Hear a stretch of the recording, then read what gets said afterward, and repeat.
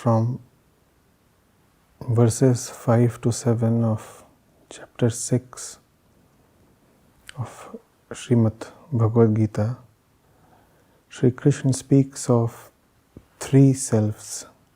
Please help me understand what is meant by these different selves. I'll read out the three verses.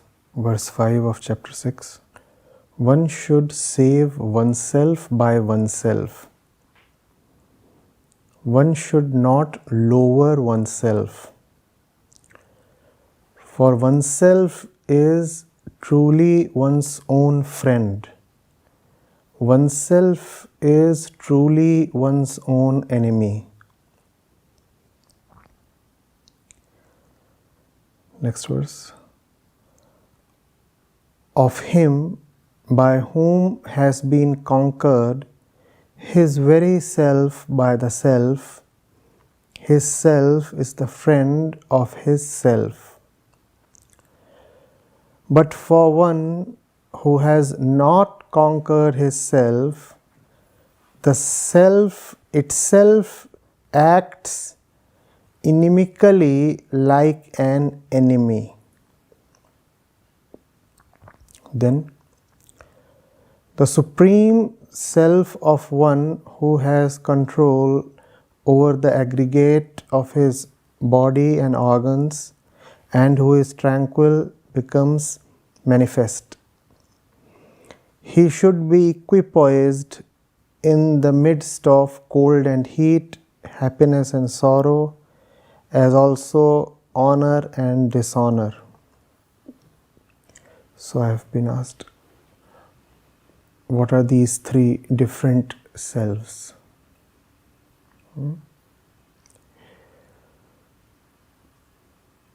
These three different selves are actually the three different possibilities of the ego and the freedom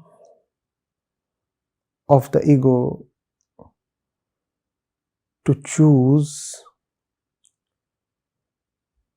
the various possibilities, not merely two or three, but an entire range of possibilities that are available to it.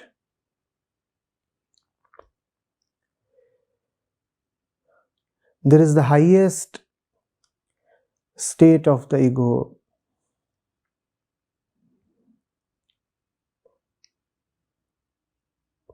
which is so very unlike the usual normal states of the ego that we commonly come across, that highest state is not even called an ego state.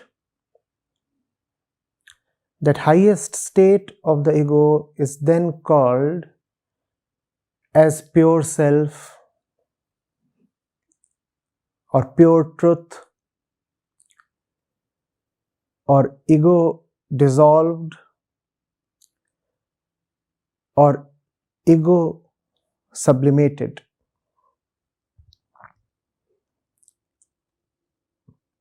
Nevertheless, that final state is actually the highest possibility of the ego itself, and it is very important to acknowledge that highest state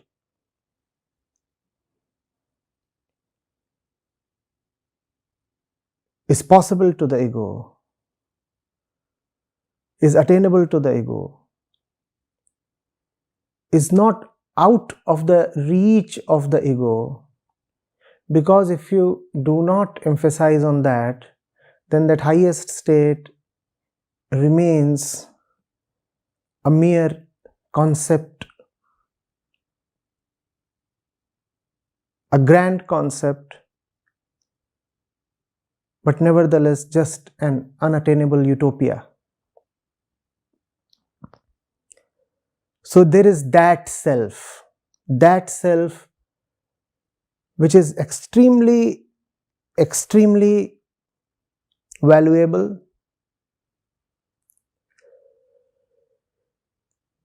immense, immeasurable, free of all the usual limits and pettinesses of the ego. But because it is valuable, rather invaluable, therefore the ego obviously has to lose, forfeit, or sacrifice its usual properties and pleasures in order to be that.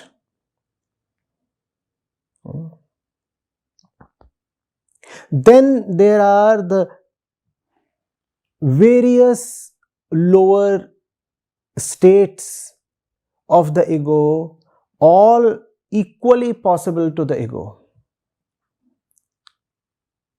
Club them all together in one name: the ego itself. The ego holds the possibility to remain as the ego, to retain its various fractions, fragments, falsenesses, and continue living as most of us do. So that's the second possibility. Then who is this third one, the third self that is being referred to in these verses? Have we understood the first two first of all? The first one is the highest possibility of the self. It is referred to as the pure self. We are saying it is the purest form of ego. It is I alone, devoid of not only all objectivity but also all subjectivity, therefore all duality. That's pure self. That's one. And then the other is the possibility of the ego to continue without attaining its highest potential. That is the second self. Who is the third one? The third one is the one that chooses. The one who decides between the two selves. Even this third one is not really different from the two other selves. In a sense, it is like the ego deciding what it itself wants to be. So there are no three. The I is deciding what the I wants to be. The I can ascend, the I can descend, the I can top the peaks, the I can go down in dumps. But whatsoever is the state of the I, it is the I itself. So there are not many different entities as such. It is the ego and the possibilities, potentials, the freedom, and therefore the dangers that it carries for itself. The freedom of choice available to the ego can take it to its peak point. And the same freedom of choice available to the ego can ruinate and bring it to total disaster. Right? I, the one who chooses to be the highest, and I, the one who chooses to not to be the highest. These are the three selves. It depends on you, obviously, what you want to make of your life. You would probably feel like asking, sir, if it is possible to choose to be the highest, why would one at all go for a lower choice? One goes for a lower choice because lower choices offer something that the higher choice doesn't. The lower choices offer, at their lowest level, pleasures. At a little higher level, the lower choices offer happinesses, excitement, sensation.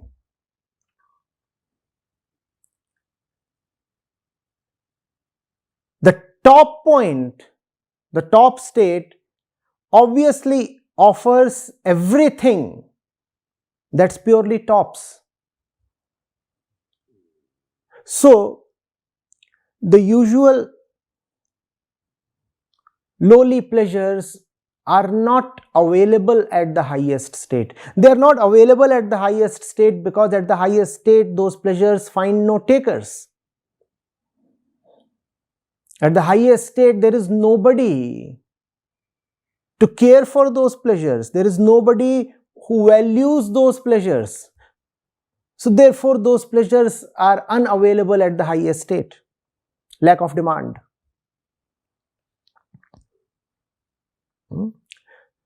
If one is habituated to a lowly life, then the habit has a certain momentum. Momentum is inertia. There is nothing else that is fascinating about a lowly life, a low state of ego, except that one is habituated to it. Nothing else.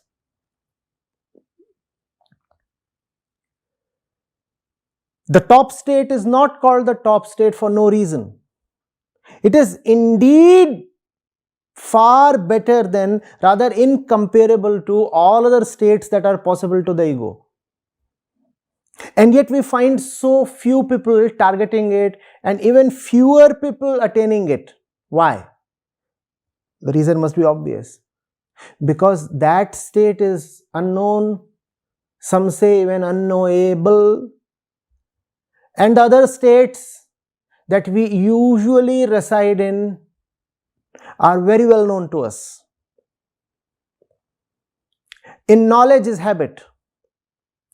In knowledge is conditioning and security. It might be a lowly thing, but we have experience of it. And experience makes a fearful man feel secure, even if falsely, artificially. I know this state. The topmost state beckons, but one does not know it. One does not have any experience. Therefore, there is fear. And therefore, there is a lack of response as well. Somebody is calling you. The proposal appears attractive, but you do not really know what lies in store for you. You won't really be compelled to go. The offer would not appear absolutely convincing. That's the thing. Therefore, the offer from that unknown top position has to be coupled with detachment or disillusionment from one's current position. When these two combine, when these two team up, only then it is possible for the ego to migrate from a lowly position to a higher position. In general, if either of these forces is absent, the ego will continue to laze where it has always been. Do we get these two forces? They must act in tandem. On one hand, you must have situations, external, internal, preferably both, where you experience the call of something beyond you.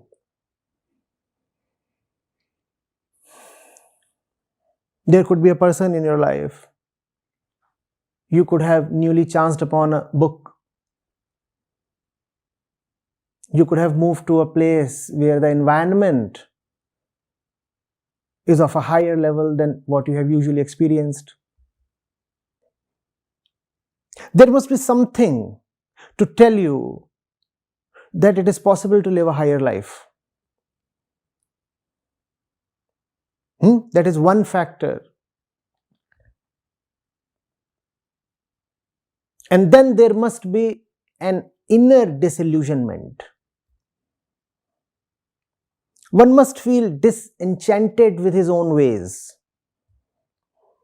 One must say, of what good have I been to myself? Why must I continue to be rooted in my old ways? What is this insistence? What is this arrogance rather? Why can't I just give myself up? When these two combine, only then one ascends. Sadly, for most human beings, this combo is a rarity. It does not happen to most people. Forget about the two forces coming together. Most people do not experience even one of them. Therefore, people remain stuck in their lowly positions in spite of the great and higher potential being available to them. What Sri Krishna is saying here is so beautiful, so simple, and so obvious. One should save oneself by oneself. One should save oneself by oneself. There is nobody else who is really going to come to save you. Remember here that the chooser is the choice. Remember here that the ego is deciding of its own destiny. You're not deciding somebody else's life. What Krishna is saying here is that you are the one who will decide the course and fate of your life. One should save oneself by oneself. One should not lower oneself. For oneself is verily one's own friend. Oneself is verily one's own enemy. Decades back when I had first come to the Gita, this was one line that had really enchanted me. I'll read it out to you. Atmav hyatmano bandhuratmav ripuratmanah. You are your own friend and you are your own enemy. Simply put. Atmav hyatmano bandhuratmav ripuratmanah.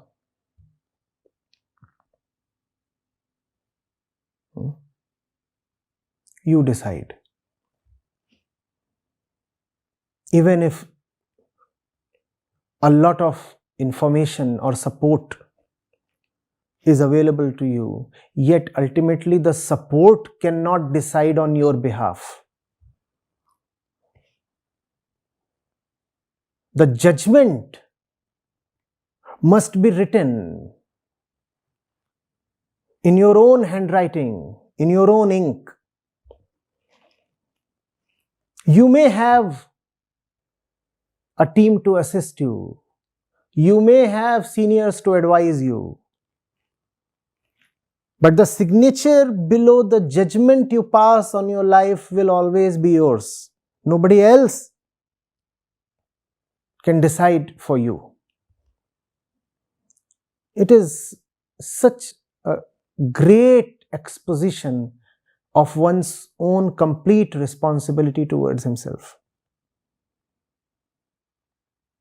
You don't want to do it, who else will do it? And if you don't want to do it, you have already done it, but you have done the wrong thing. If you don't want to rise high, if you don't want to ascend, what do you think? You haven't made a decision? You have decided, but the judgment is all wrong. What have you decided? You have decided to keep basking in all the lowly places.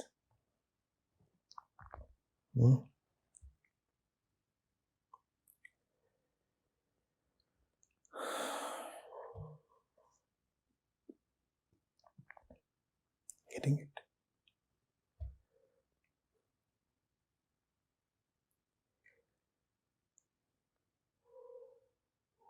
How does one know what is low, what is high? If you are honest, then your suffering is the answer.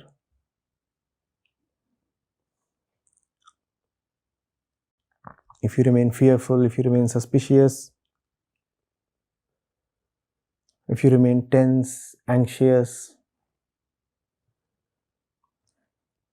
if you feel the need to be cunning and deceptive, if you have stuff to hide, and you fear being exposed, then you have telltale signs that you are living in a lowly state. On the other hand, if you live carefree, if you can be spontaneous, if you see things that are obvious, simple, yet missed by most people, if the world does not appear like an enemy to you,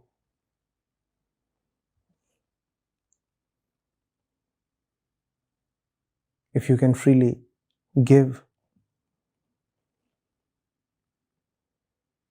if your head doesn't keep spinning with thoughts,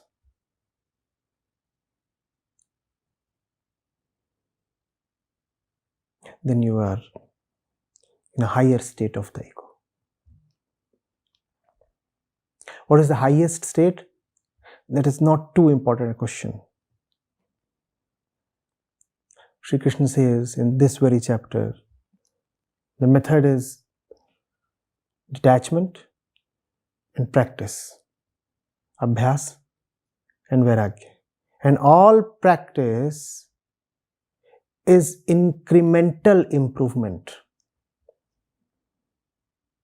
which means it is something that takes you to a higher state relative to your lower state. Relative to your lower state. Therefore, what matters to you is whether you are better today compared to your previous self yesterday. You have to be better relative to yourself. Talking too much of the grand absolute not only is not helpful, but can actually be deception towards oneself. You can keep talking of the highest state, and there is a certain pleasure in that. It is quite juicy. And you can willfully keep ignoring your current state.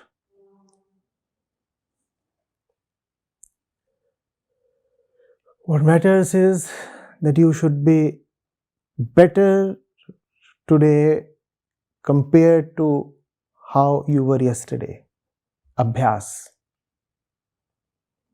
And that is sufficient, because much more than that is anyway not possible to the human being, given his body, given his conditioning. This does not sound too glamorous, does it? Instant nirvana is much more fascinating.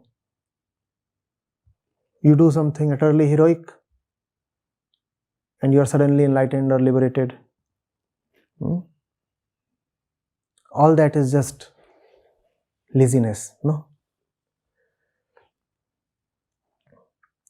I will not take the laborious route of doing the little maximum possible daily to me. Instead, one grand day, I'll just go for jackpot. No? First of all, it is quite improbable that you will hit the jackpot given your history. No? Secondly, consoling yourself that a sudden jackpot is possible to you. Don't you see how you continue to preserve your rotten state?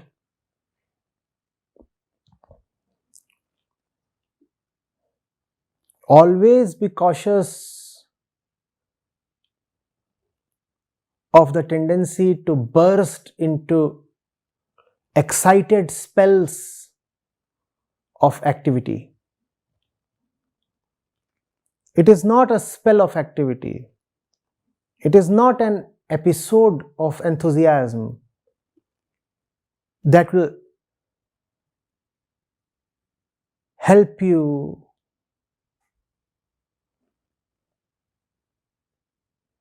through the marathon called life. It's a long distance thing. In fact, those who try to sprint in between are likely to be the first ones to fall by the wayside. Think of a sprinter in a marathon.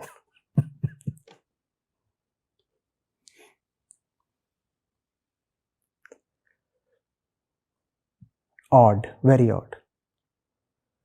But then that's what most people prefer. Instead of continuous and honest work, they would rather want to go for an enthusiastic sprint. And that would carry them some 500 meters.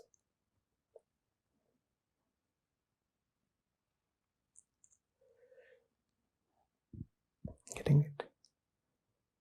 The way to reach your highest potential is to drop all images of the highest and continue to work on yourself relative to yourself. The highest is so high that you cannot picture it. You cannot target it. Why waste your time in dreaming of it? Remember that the highest is absolute. You understand absolute?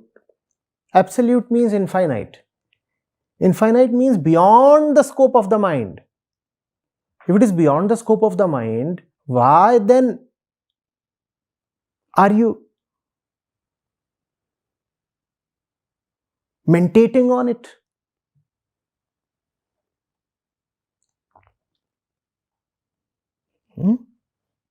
Just keep progressing, keep progressing. Abhyas and vairagya, practice and detachment. These two words so pithily sum it up. Why detachment?